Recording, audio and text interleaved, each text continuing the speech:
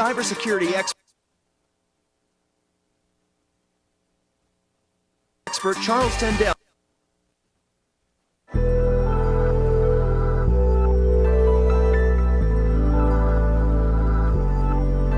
It was my mistake to turn my back on you. I should have listened every word and not the clue that we were over, we were done.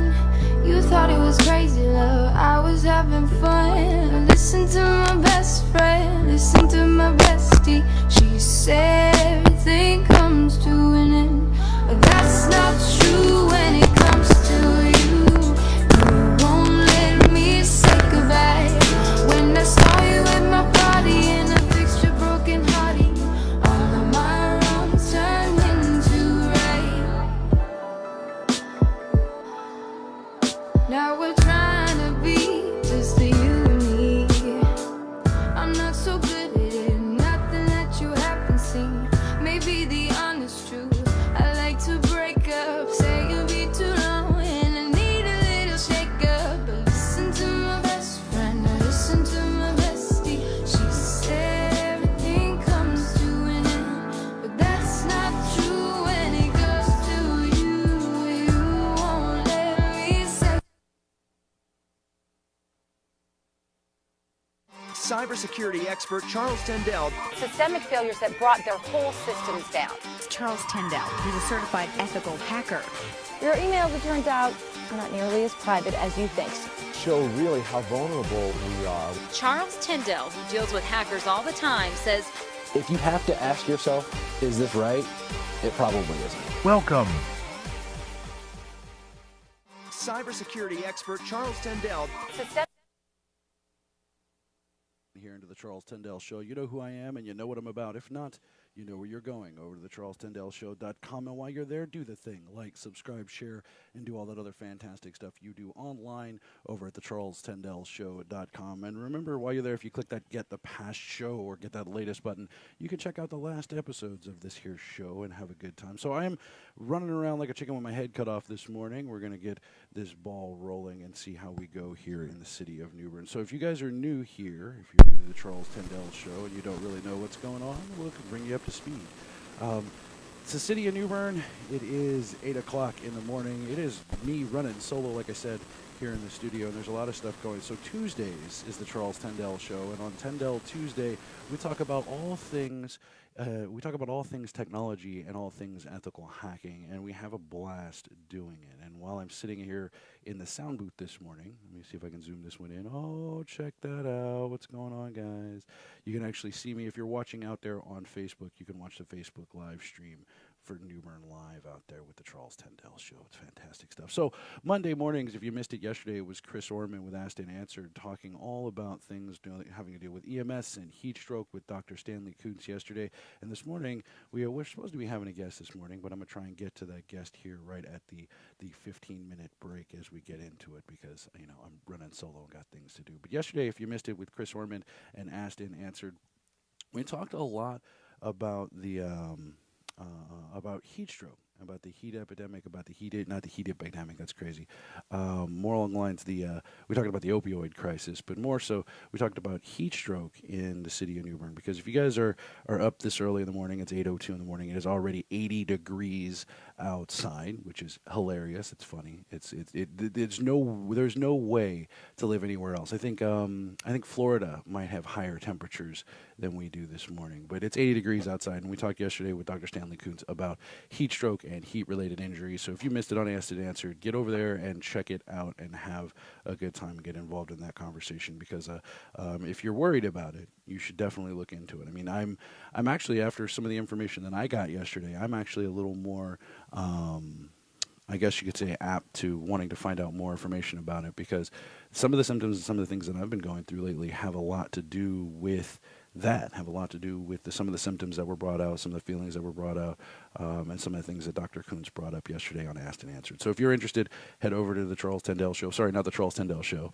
Go onto Facebook and check out New Bern Live and look at Asked and Answered, or head over to the Citizen of New Bern page if you want to get involved in that conversation. Today is Tuesday, so it is Tendell Tuesday here on New Bern on 103.9 FM at New Bern Live. for the Charles Tendell Show. So we're going to talk about technology and all things happening in the world of technology and all the fun things going on out there. And tomorrow is Wendy Card and the New Bern Now Pod Squad. If you have not gotten involved with the New Bern Now Pod Squad, you probably should check them out because it's all the cool things that happen in the city of New Bern, all the fun, exciting event things that you want to learn about around the city of Bears and see what's going on there. And then Thursday, if you want to just get up there and get some things that are just going to kind of chill your brain and you're never going to worry about, or you're going to forget that you got one more day until Friday, that it isn't actually Friday, it's still kind of Thursday.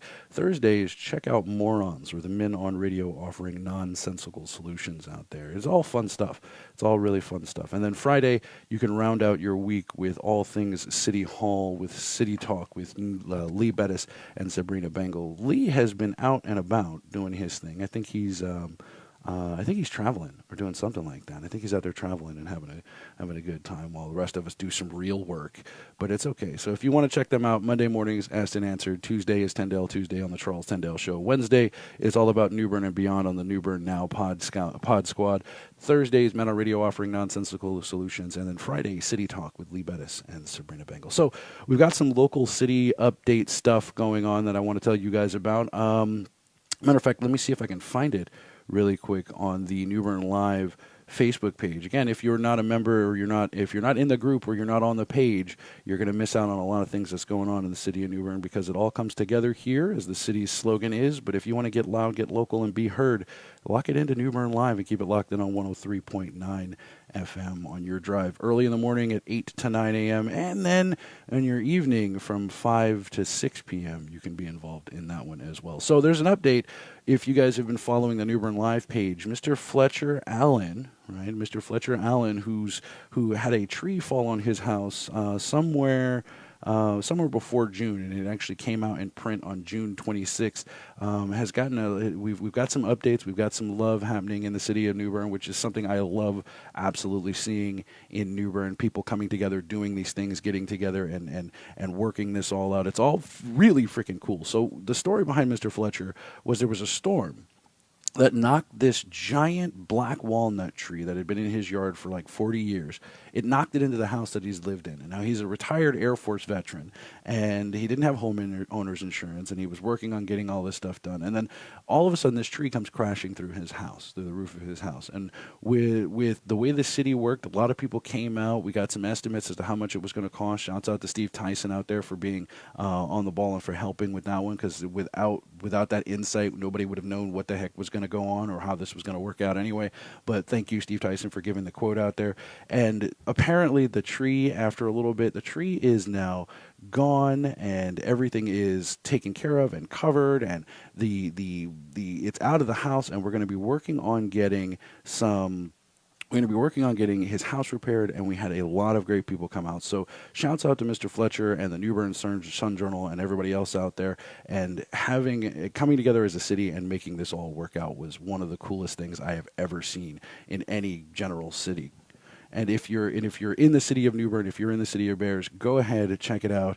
Go see what you can do. Look at the New Bern Live page or follow it on the New Bern Sun Journal, because that was a really, really cool thing that was going on out there. So without further ado, we're sitting here. It's the Charles Tendell Show. You know, guys, I think I'm going to have to take a quick break because I've got way too much going on right now. I've got way too many things moving in the right place with all of this stuff. And with the fact that I'm running a little solo this morning, we're going to take a quick break, and we will be right back here on the Charles Tendell Show. So don't go anywhere, and we'll see where we go from here.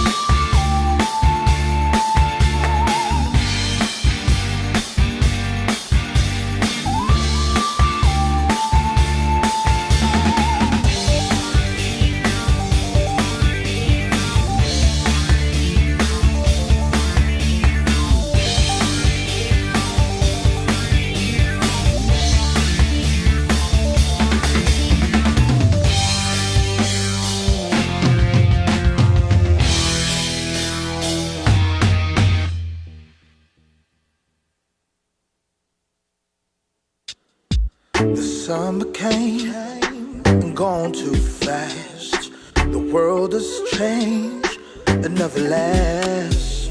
It begs you to wait for a little while longer. Cause though it's strange, you come out strong. Do you ever feel like autumn leaves blown in the wind?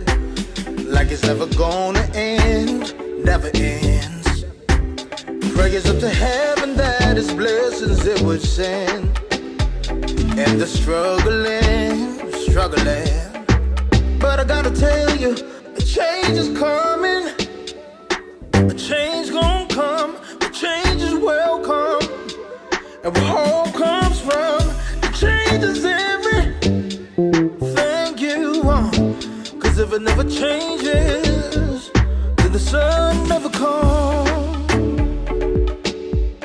The sun may never come.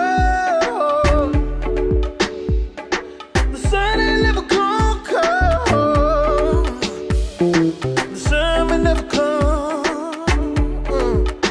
Yeah, yeah.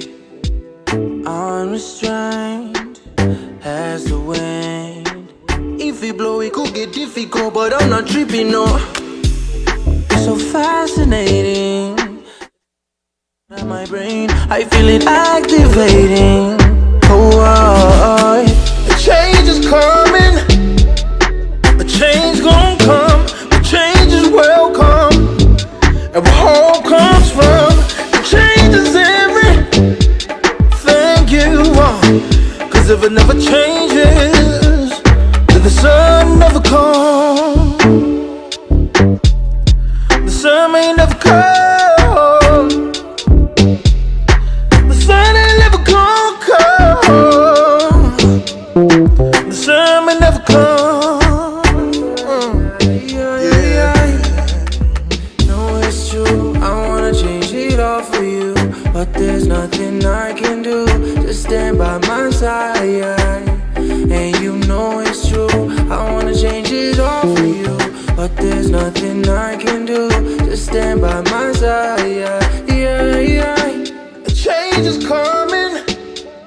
A change gon' come. A change is welcome. And where hope comes from, the change is everything you want. Cause if it never changes, then the sun never comes.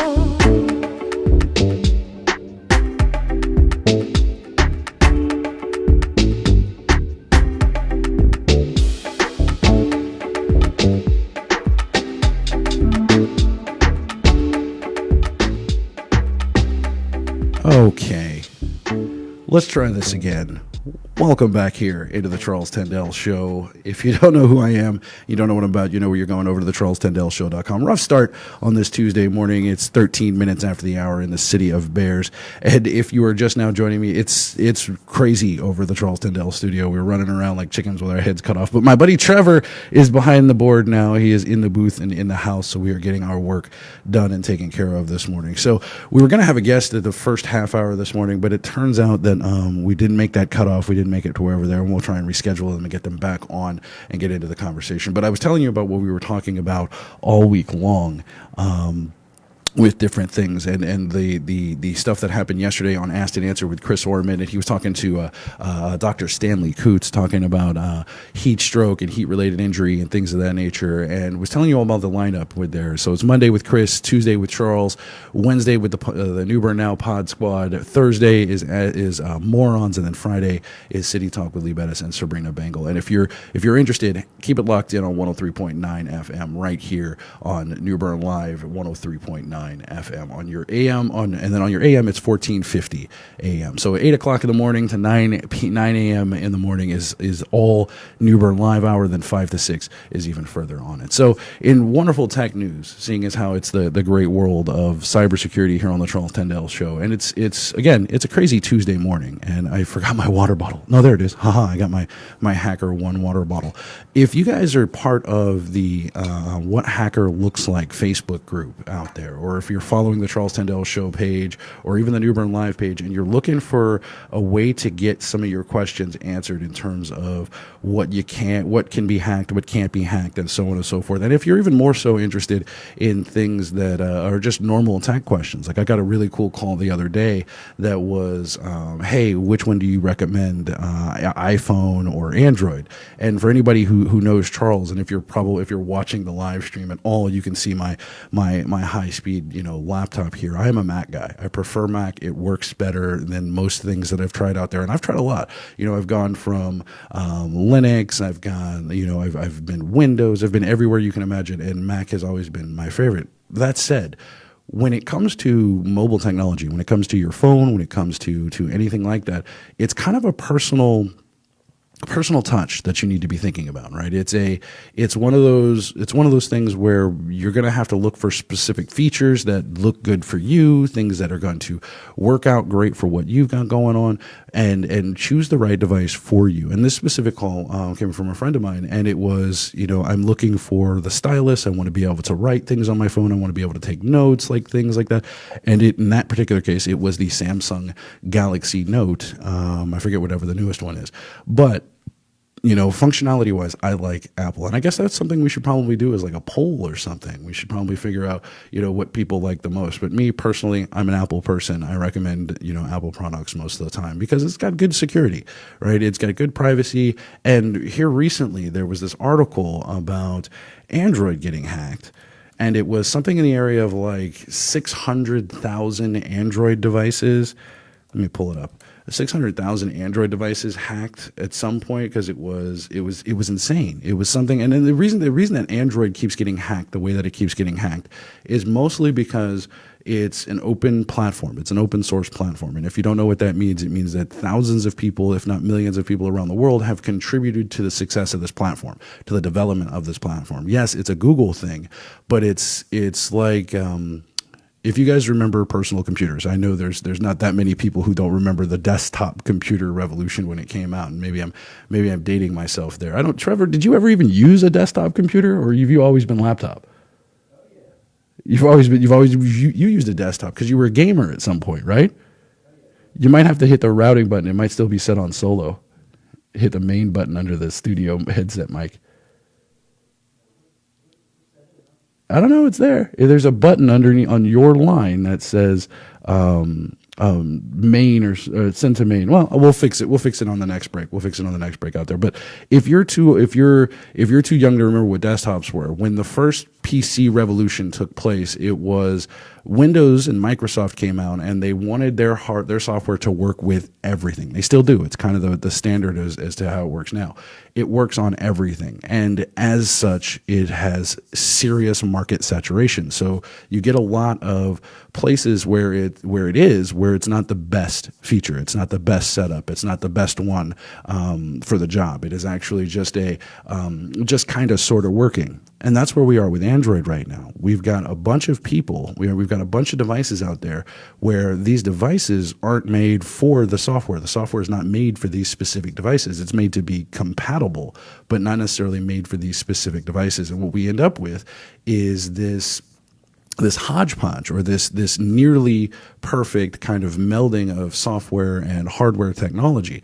And with that, you always get a bit of flaws. You get a bit of things that are broken. You get a bit of things that are just not functioning in the way that they're supposed to. And where that leaves you is with this device that kind of sort of works. And that's Android now, right? Android right now is the I can work on everything software, right? I can work on everything, and it's embedded in everything. It is. It's on phones. It's in our cars. I think it's running a couple of planes somewhere, which is a little bit scary. But it's embedded in so many things that it turns into this kind of sort of work, but not really. Now, don't get me wrong.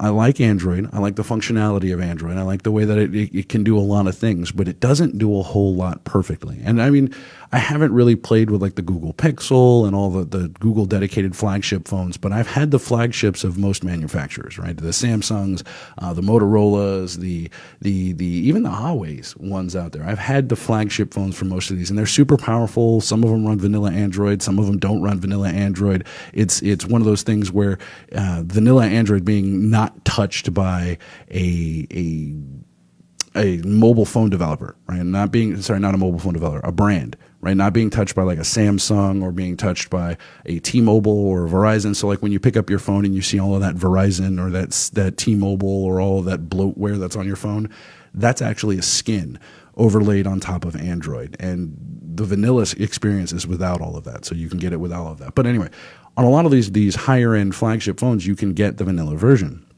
And even with the higher end like Samsung Galaxy Notes, you can get custom ROMs and do all these other things. And this is what makes the Android platform so amazing in certain places is it's got the versatility to go anywhere. It's got a community of people that can go and tinker with it and toy with it and play with it and work with it and do all this other stuff. But it doesn't work perfectly. Like it's not specifically designed for the hardware that it's going on. It's just compatible with. And that comes with its own series of problems. Apple, on the other hand, doesn't really have that sort of problem. What Apple does is it writes software specifically for the hardware that it's working on. And when I say it writes software specifically for the hardware that it's working on, it's you've never seen iOS on anything other than an Apple device. So all Apple devices are made the exact same way, all their computers are made the same way, or so they like to think, or there's small fluctuations in engineering that happen. But all of these things, the software is written specifically for these pieces of hardware. So yeah, it may be a little bit more expensive, but if you buy Apple products, you're in it for kind of the longevity, right? You don't hear like you got some of those people like myself who gets the new iPhone as it comes out, but as you can see, my laptop's a few years old, and I don't usually upgrade my laptop or my computer hardware very often because the software is forward compatible. The hardware is pretty robust in the terms of doing it. Like I like to buy things that are future resistant. So in the age-old argument of Android versus iPhone, Android for me is the one that works out the best. And iPhone, not Android. Did I say iPhone? I did say iPhone, at least I think. iPhone and iOS are the ones that work best for me. And it's mostly because it's just functional. I used to get jokes about this all the time from the guys in my lab where I used to say, hey, it works. It just works. And then something would go wrong and he would come up to me and he'd be like, so it just works, huh? It just works, huh? But yeah, 9 times out of 10, my iPhone actually works. So back here on the Charles Tendell Show, right, if you guys want to get these kinds of questions or if you got this kind of information then floating around in your head, these little random ones, you can either like the Charles Tendell Show Facebook page out there on Facebook and get involved in the conversation, or you can have fun on the Newburn Live platform and engage in all of that with all of the different creators in the Newburn Live platform, and you can get involved in different conversations, whether it be technology, whether it be about, and actually when Trevor gets in here and he's going to start doing his own show at some point where we're going to start talking about another one, cryptocurrency for him. He's going to enjoy that one. You can hear about cryptocurrency, you can hear about all the things happening in and around Newburn, or you can do the tech stuff. But you can do all of this either on Newburn Live or you can do it over on the Facebook page for the Charles Tendell Show. And while you're there, so you got the website, you got the Facebook page. While you're there, if you join the What Hacker Looks Like Facebook group, now it is a closed group, right? It is a closed group, and you can find it by going to the Charles Tendell Show's Facebook page. But if you join that Facebook group, you can get kind of real-time questions and answers to this. Now, it isn't, it's a pretty big group in the grand scheme of things, but you have to be a subscriber. So you have to go over to the Charles Tendell Show and you have to hit that subscribe button, and you have to be an actual subscriber in order to get access to the Facebook group to be able to ask your questions. But on a daily basis from all over the world, I get really interesting questions. For example, this one comes from Dylan, and I'm not sure where Dylan is actually from, but it's out there on Facebook. And Dylan posts in the What Hacker Looks Like Facebook group for the Charles Tendell Show. It says, I'm being blackmailed. What can you do to help me? Now, this happens more often than you can imagine, right? People go out there, they post something online, or they get into this conversation online, or they meet with somebody online virtually, believing that the person behind the keyboard is who they say they are, right? They believe that this person is who they say they are.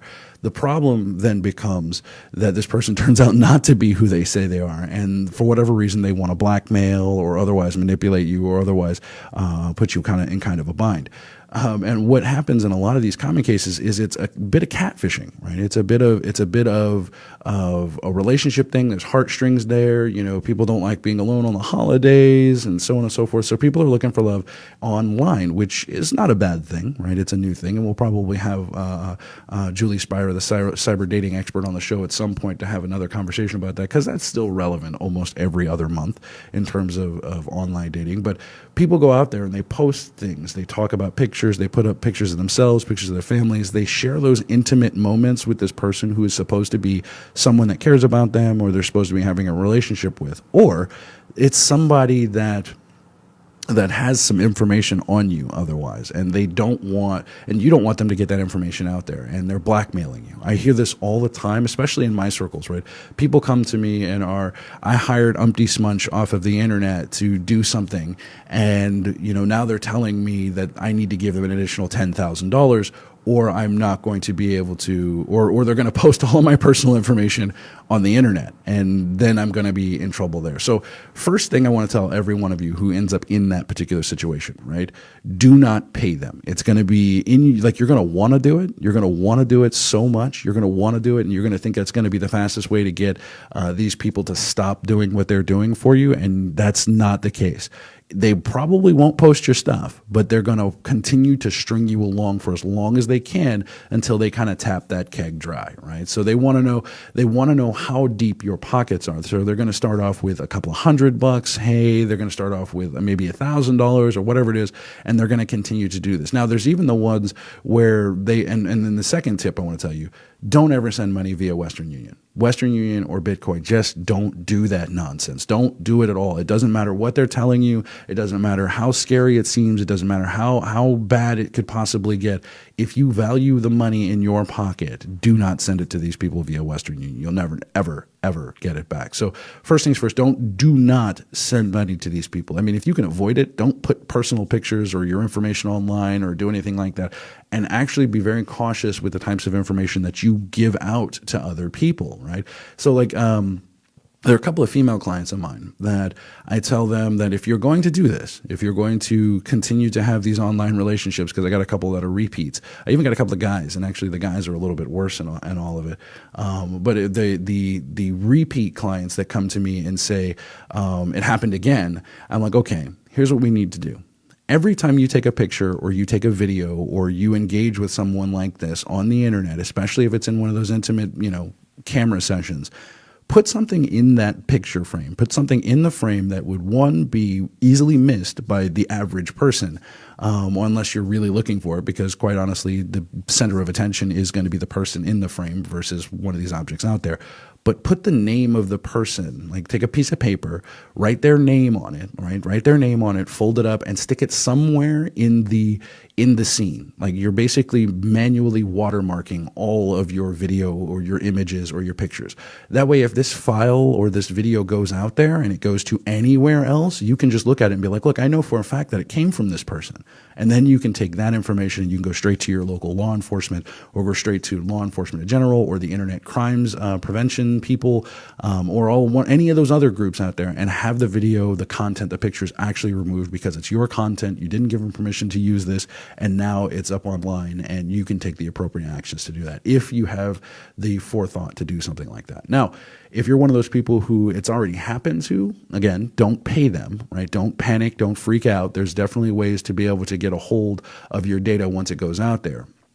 Two ways to do it. Getting it removed from the internet isn't as hard as it seems. I mean, Facebook has its own little mechanisms as to how they want to get it down. YouTube has its own mechanisms as to how to get it down, and so on and so forth. But all hope is not lost. There's definitely a possibility, and you should probably talk to a professional to make sure that you've got the opportunity, the right things in place to be able to do that. The next one is, remember that these people do not like it, especially the scam artists, the ones who are out there just doing this just to watch the world burn, right? For those people who are doing this, those people are the ones that they really don't like having this happen to them. So they don't like having their personal data, their personal information, and all of that thrown out, on the internet for them, for the whole world to see. That makes them very, very, very uncomfortable. So if you're interested in doing something like that, you can actually, what do we call it in my industry, hack the hackers. You don't have to do it, but you can definitely do it. So if you're being blackmailed, one, don't pay the ransom. Two, seek a professional to help get your information down. And three, consider doxing these people. Consider putting together a dossier and getting all of their information out there and having it available to you so that you can send it to the right authorities, which you're going to need anyway, and so that these people's scams can get completely unraveled so that they can have it done to them. So do unto others as you want done unto you kind of thing going on. So if you're being blackmailed, those are the easiest ways to do it. That's the fastest way to get it done. Do not pay these people money at all. So it is 30 minutes after the hour. We're going to take a quick break here. Coming up after the break, we're going to be talking to Dr. Amy James here locally in the city of New Bern about a new initiative that she's working on doing threat assessments for child psychology and for schools. So hang out with me right here on the Charles Tendell Show. Keep it locked in on 103.9 FM, and we will be right back as soon as, we'll be right back here on the Charles Tendell Show. Don't go anywhere. This is where the living's going on. So please, please, please, please don't break my world.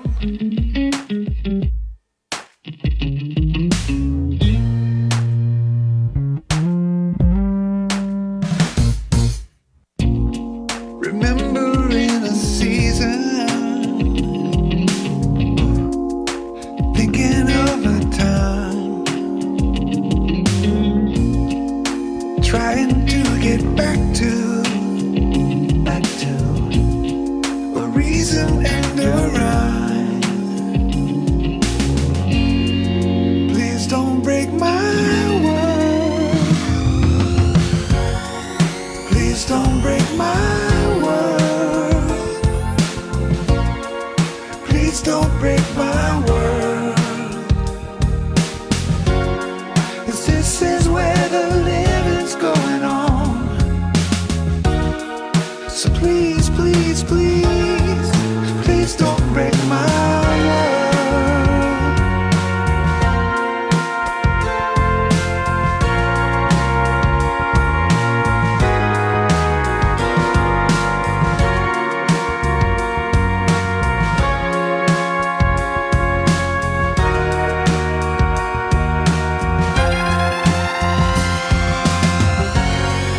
Please don't break my world. Please don't break my world. 'Cause this is where the living's going on. So please, please, please,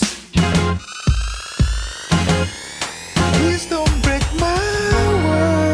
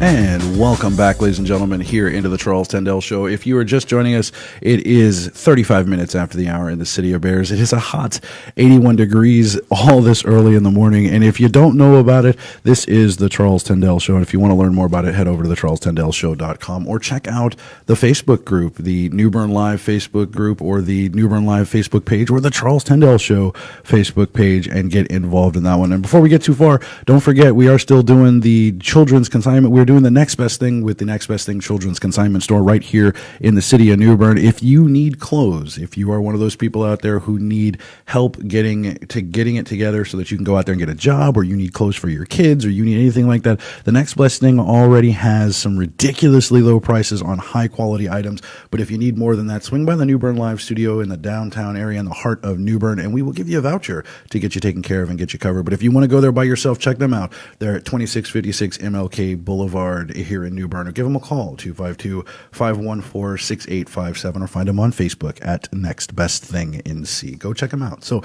if you guys weren't here before the break, we talked about how not to continue to get blackmailed if you are one of those people getting blackmailed online. It's one of those scary things. But joining me in the studio this morning is Dr. Amy James. Dr. James, welcome to the Charles Tendell Show. Thank you for being here. Yeah, right on. So give my audience a little background. Who are you and what do you do? Okay, well, I'm a clinical psychologist, so I have my doctorate in clinical psychology. I'm an Air Force veteran. I was a psychologist in the Air Force.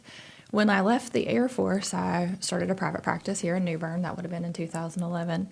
But basically what I do as a forensic psychologist, which is my full-time practice right now, is I answer psychological questions that have in a legal context. So that's everything from violence risk assessments, child sex abuse evaluations, physical abuse evaluations, custody evaluations, murder evaluations on, defendants for murderers, murder cases.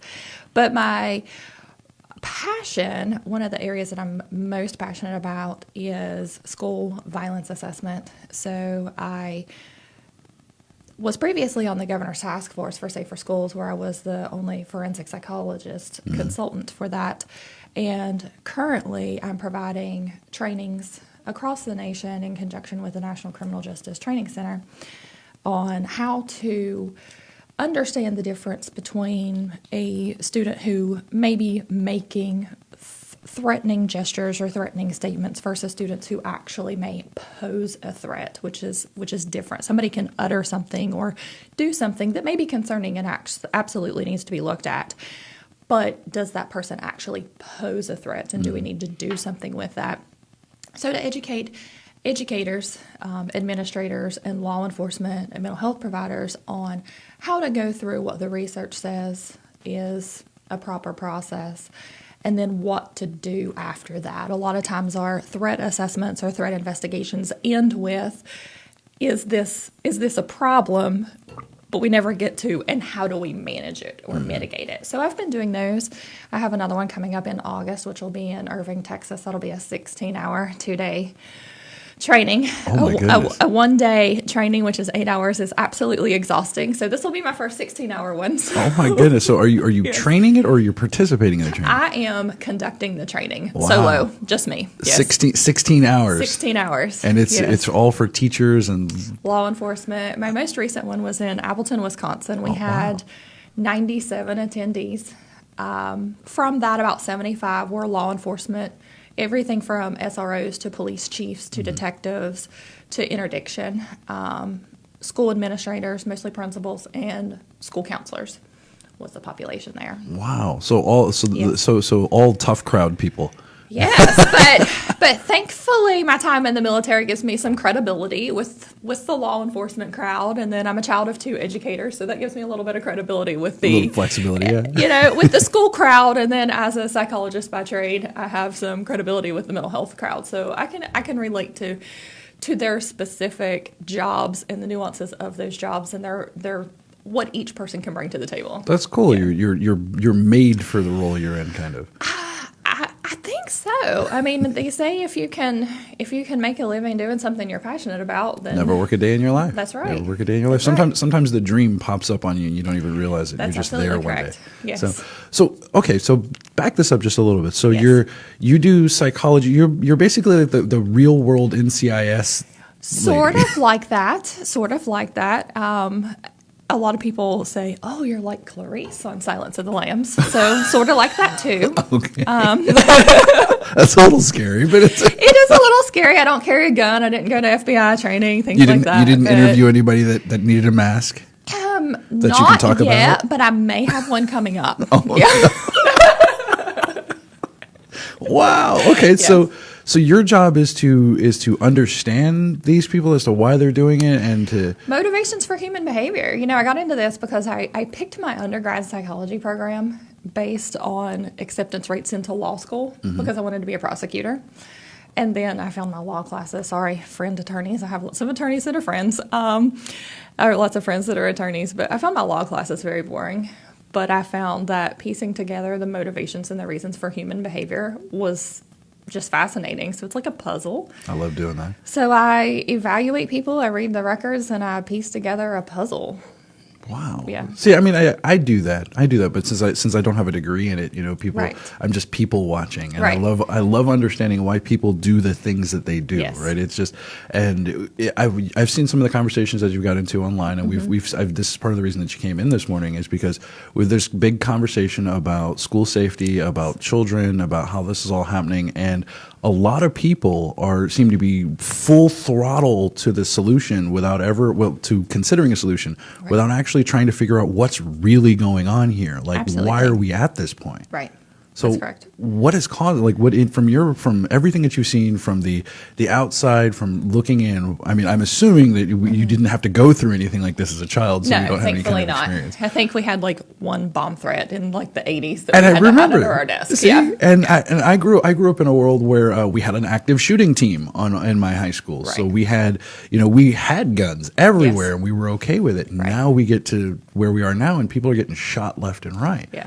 So looking at this from the legal standpoint, from the education standpoint, from the psychology standpoint, what is going on out here?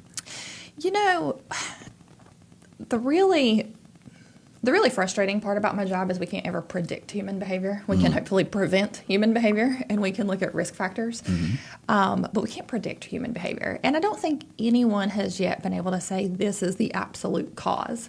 However, we do have the research that says that every single person that has gone into a school and started shooting, they had a grievance towards someone, whether it was a single person or an entity.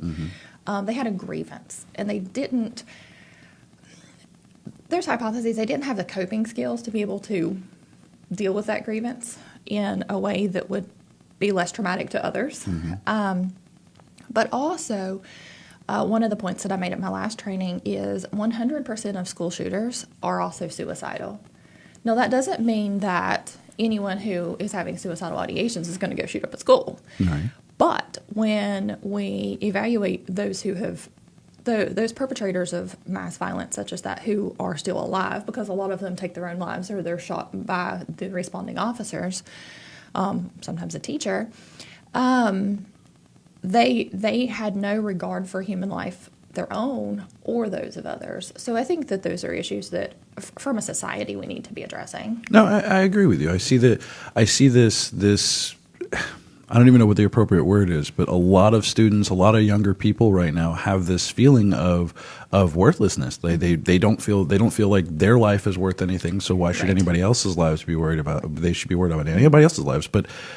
As a father of teenagers, and as my parents always put into my head, you're valuable. You're, right. When it wasn't this, I don't even know how to say it. It wasn't this super, lovey kind of thing going on. It was their parents. They're doing their job. And that's how they show that they love me. What has changed in our society? Do you think that now we've got more kids kind of hitting this? I mean, it's just Right. like, wow. Well, we have a lot of things that are going on in our society. We have a huge opioid epidemic currently. Right. A lot of people argue that drug crimes are victimless crimes, but as someone who does evaluations with parents who are involved in either the legal system or the social services system, there are victims, and those are the children who are left without a positive role model. So I think that the drug epidemic that we're in right now is a contributing factor. I just purchased while I was sitting waiting. I just purchased a new book, which is it's by a forensic cyber psychologist. Ooh. And apparently Sounds like Mary. It wouldn't be a Mary, would it? I forget what her name is. She just came out with a new book. I can't remember. It may be the cyber psychologist on NCIS is based upon her, or maybe CSI. I may be getting the name wrong. Is based upon this psychologist's life. But she published a book in the summer, I believe it was the summer of 2017, where she has done a lot of research on how our behavior changes online and how our online presence through social media actually then begins to change who we are. So I'm interested in reading that and being able to see if there's connections to what's going on in our schools as well. I think what I hear from teenagers when I meet with teenagers is there's just no community. There's no true community. Everything's online, and you don't feel like that personal connection. They're not going out and sitting down and having lunch or breakfast or dinner together without everybody staring at their phone. Like there's some type of sense of connectedness in our communities that's just not there anymore. I mean, it's there, but not to the extent that it has been in the past. I don't want to be like. I will 100% agree that it is there, but it's like when we were growing up, that was it. Like you had to go and seek out anything else. But if you wanted to be entertained, you wanted to do something, you were either the solo kid or you were the kid who had friends on your block, and you go ride your bicycles, do whatever it was you were going to do. But nowadays, I go out on a regular basis, right? I go out on a regular basis, and I sit down in a restaurant, and the first thing I see, you see a whole table full of people, and they're all doing this. Right. They're all looking at their cell phones. We used to joke, there was back in the day, there was a joke where the dudes would be standing next to one another, and he would page the guy standing next to him just because, now they're doing that. They're texting back and forth. We go to Buffalo Wild Wings. My kids are like, can we get the tablets? I'm like, absolutely not. Like, why? We're going out to dinner as a family. You are not going to get a tablet from. No, that's not going to happen. You're going to sit here. There's already TVs on the screen. We're going to have a conversation. So, I mean,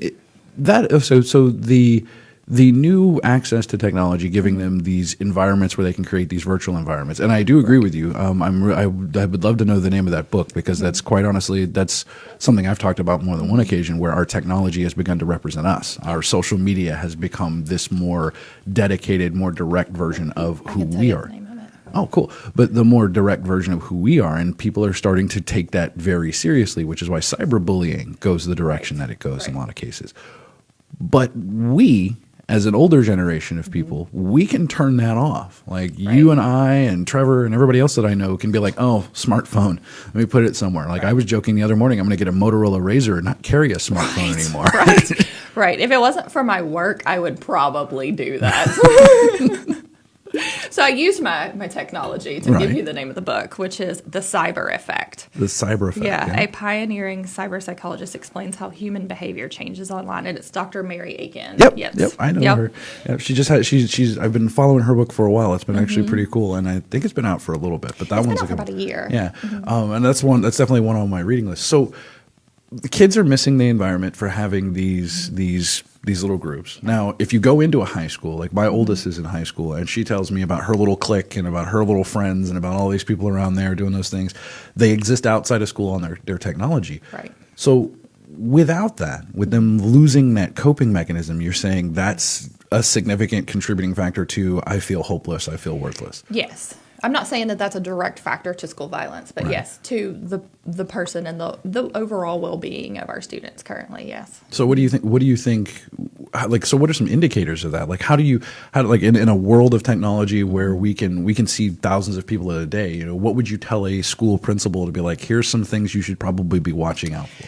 Well, the good thing is we have these, they're called pathways to violence or pathways to aggression.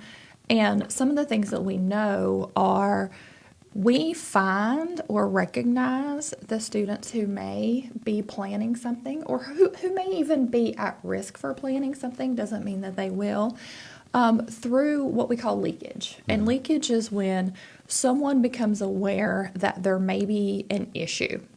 And if you think about the media portrayals of some of our recent shootings, there were posts on their social media or other accounts or chat rooms or things like that, like, I'm going to go blow up a school. Mm-hmm. I mean, you can't get any more, Like, any how much more more direct is- straightforward or direct than I'm going to go blow up a school.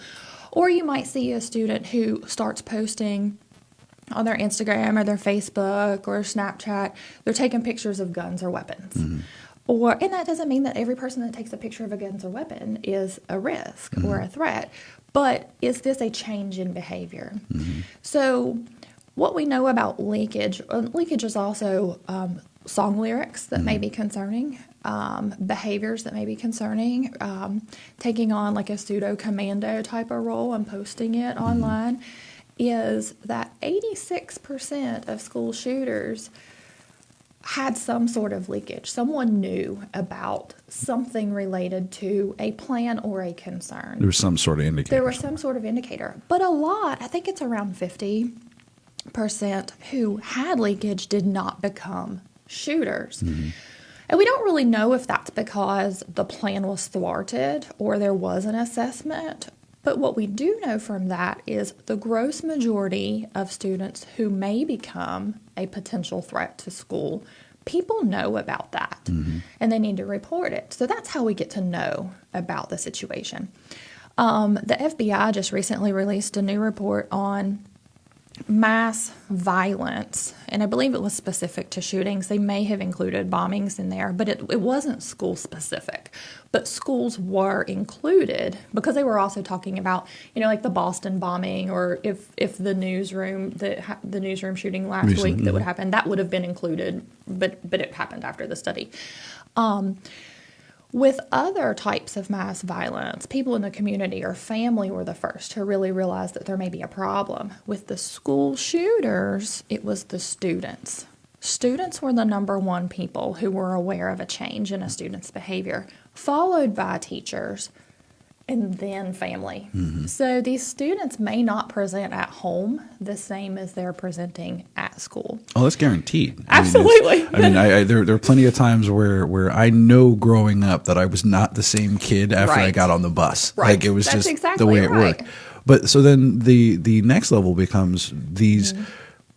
The last person we hear about people talking to or people engaging with are the students. Like, Right. we as adults jump straight to, it's got to be gun control. It's got to be school this. It's got to be that. Right. My daughter actually came together and she got a group of her friends at school and they were all having this conversation. And she pointed this out to me. She was like, you guys are all just saying the stuff your parents are saying. That's right. That's all you're saying. What is really happening here? And she goes into her little group and starts unpacking a lot of these things that are going on. And she's like, I remember when this was said, or this person says this. But we're not saying, every little indicator for these students should be something that would be taken like a high end risk, right? Right. That's correct. Yeah, it's what we call a totality of circumstances, if you will. You see something, you look into it. But everything that someone sees or someone says isn't always a problem. So we tend to do this overcorrection, undercorrection process. So for a while we had a zero tolerance policy in school. So if anyone made an utterance about anything, it was automatic suspension. You needed a mental health evaluation. And I had a case, I'll change some of the facts just so it can't be identified, but it was an elementary school student, and we'll call him Bob, who was 3rd or 4th grade, and he got frustrated one day and threw a shoe and said, I'm going to kill you, to the teacher. Well, Bob is in 3rd or 4th grade. He doesn't understand the gravity of that. Bob threw his shoe. Bob also has an IEP and may be very low in intelligence. We don't need to kick Bob out of school right away and then determine if Bob's a threat. Take Bob to the counselor or to the principal and have them ask, Bob, what's going on? Do you really plan on hurting someone? No, I was just frustrated. A lot of youth, well, I would say all youth are usually easily frustrated at some point in their life. But also, impulse control is usually not excellent. Yeah, we haven't figured that out when you get to be about 35. Right. We're talking about brain development, impulse control, and that goes in both ways. You need to have impulse control in order to behave correctly, as you're supposed to behave in society and in schools. But also, you can't control, as a 9-year-old or a 12-year-old, every single impulse all the time. If they are, that's also kind of a problem, too. But what we find are school shooters don't do this impulsively. So an impulsive utterance usually isn't a huge deal when it's reactionary to a situation that just occurred. Does it need to be looked at? Sure. Go ask Bob a few questions. See if Bob's okay. If it feels like Bob's lying to you, or there's been there's other things going on, Bob's coming to school with knives in his backpack, things like that, we may need to escalate that a little bit. But as a whole, those immediate utterances just really do not deem someone a threat. What we do know about school shooters are they're very meticulous in their planning. They have been planning usually for more than 2 weeks, in lots of cases for more than months. So this isn't like Johnny got upset one day and just went home and grabbed a gun and came back to the school. Right. That's not who is shooting up the schools. Now, Johnny may do that, but there's been many things prior to that has contributed to that. So now there's a series on Netflix called 13 Reasons Why. Yes. I happen to be one of those parents that allowed my teenager to watch it, and I actually had a conversation with her about how accurate this was. Right. And one of the things that she brought up on it was, yes, there's that student that still tries, that they're trying to not go down the path of reacting to whatever trauma happened, but there are really serious bullies, and the limits to what these kids go through nowadays is different than what we went through. Right.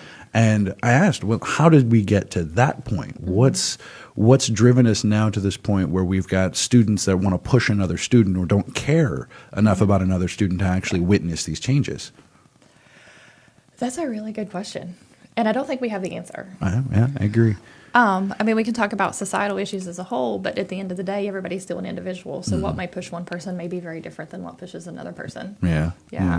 It's in high school nowadays. What's the conversation I heard yesterday morning? There's the big worry now is the kids are vaping in schools, Right. and I'm like, Yes. okay. High school, teenager, seniors, we all did craziness. We all did these level of things, but now the access to these different things is getting much easier. Right. They're getting much faster. So what would be a better way to do it? I mean, your threat assessment, you're taking these probably locally into schools here locally you're working, right? We're hoping to, yes. Okay. Now, what would that actually do in terms of helping either the administrators or even the students? Like, have you ever considered teaching a class to students and telling them?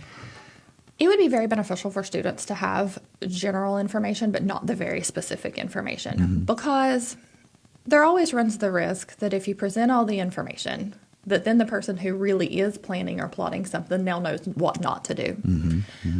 But yes, signs, things to look for, and how to appropriately report that to the correct people without fear of retribution. Those things are very, very important. The first and foremost thing is the terminology.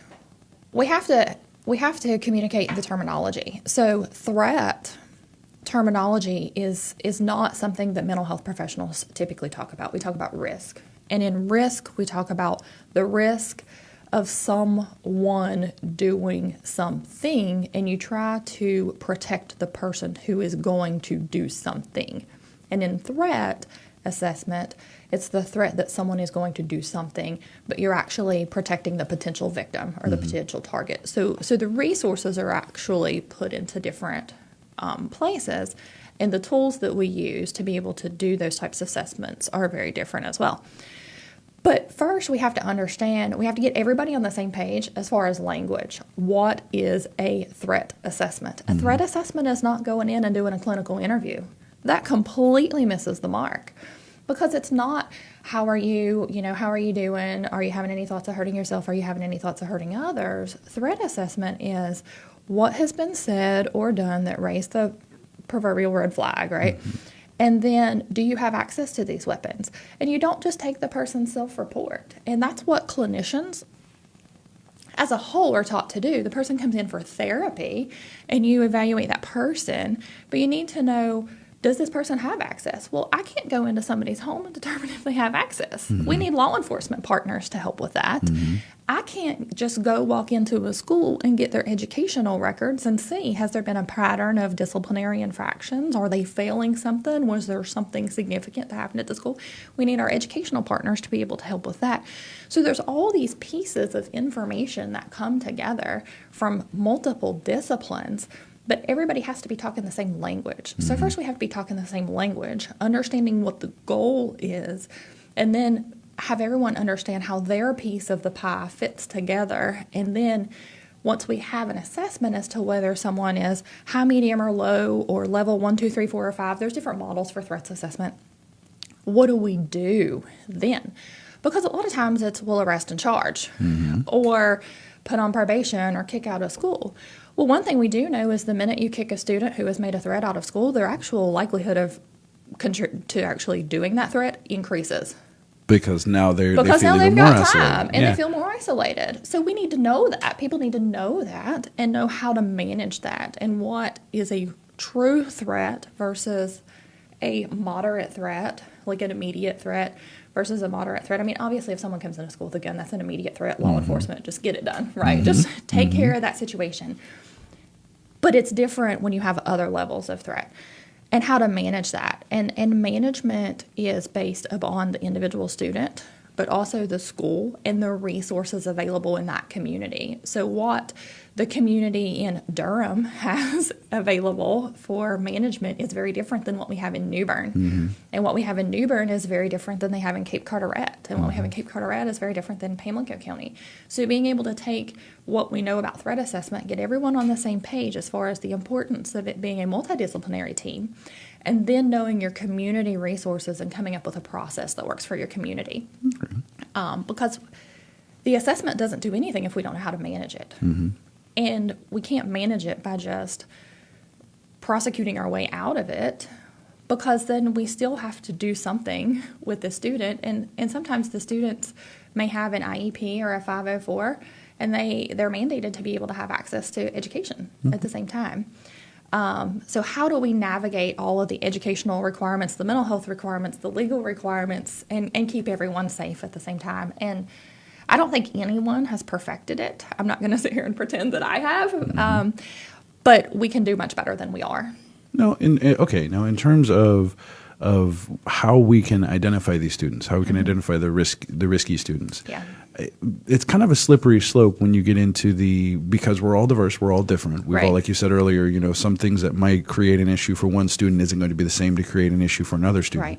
How do we create a standard? I mean, it's short of going and teaching all of these law enforcement professionals how to be psychologists or child psychologists, how do we create a checklist or a standard or something similar?